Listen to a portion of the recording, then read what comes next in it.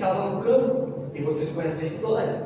E Davi estava lá, e lá ele ficava tocando a sua harpa. Você imagina ele separado de tudo, com as ovelhas, e ali ele tinha muitas experiências com Deus. Muitas vezes eu quero trazer para o nosso momento, porque eu não gosto de contar histórias, eu não gosto de ficar contando história da Bíblia, porque ela não faz nenhum efeito se for história, mas se ela for uma profecia, dizer, olha, Deus, tu tem que se separar e ter com o Deus de Davi, aí é diferente. Então Davi, ele sentava ali, oh glória a Deus. Você já sentou como Davi um dia desse? Sentou sem pensar em conta, sentou sem pensar na fulana, na ciclana, no filho, na panela que está queimando. Você já fez isso? Um dia que você fazer isso, você vai sentir uma brisa, pessoal. Você vai sentir a presença dele. E quando você faz por ele, olha, eu tenho 33 anos, mas eu nunca vi Deus ficar devendo nada para ninguém. Você move por ele, ele move por você. Você dá algo para a causa dele e ele te devolve em dobro.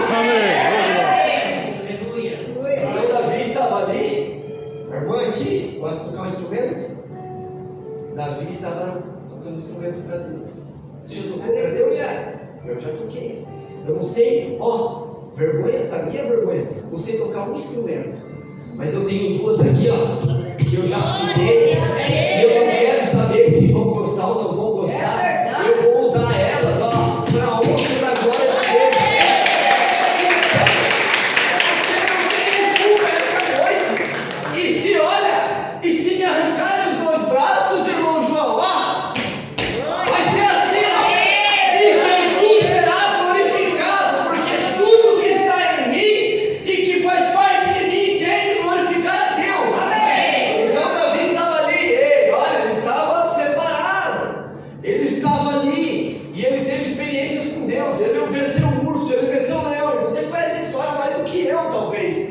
E ele estava ali, tendo aquela presença de Deus, aquele frescor. Você já ouviu falar desse frescor?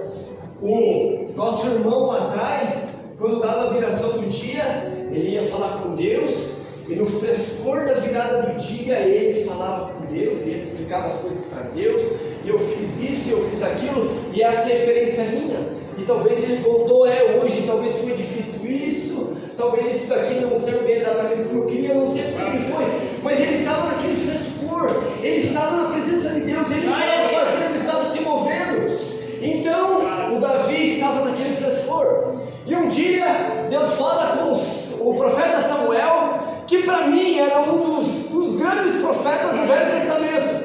Ele é filho de uma mulher estéril, que foi ganhado lá no altar chorando, e quando ele se desmamou, ele foi entregue a Eli para ser cuidado lá no templo. Então, quando ele adquiriu uma certa idade, ele ouviu assim, Samuel, e ele foi até Eli e disse, me chamou o Senhor. Ele disse, não, volte a dormir. E novamente ele disse, Samuel. Ele voltou lá, me chamou o Senhor. Ele disse, não, eu não te chamei, volta a deitar. E pela terceira vez ele disse, quando você ouvir de novo, você diz, eis-me aqui. E ele escutou a voz de Deus. Então Deus pega Samuel e diz, vai na casa de Jessé, que lá eu tenho um novo rei para Israel. Porque o Saul já tinha saído do frescor da presença de Deus há muito tempo. Porque quando você não obedece a palavra, você está fora do frescor da palavra de Deus.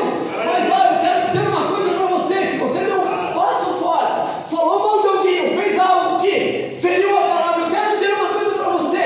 Há tempo de voltar e consertar, porque ainda não se deu o arrebatamento. Então, eu começo a imaginar essas coisas e eu fico pensando. Eu já passei por muitos bons momentos com Deus e sempre digo, é muito pouco ainda, eu quero mais. É muito pouco, eu quero mais.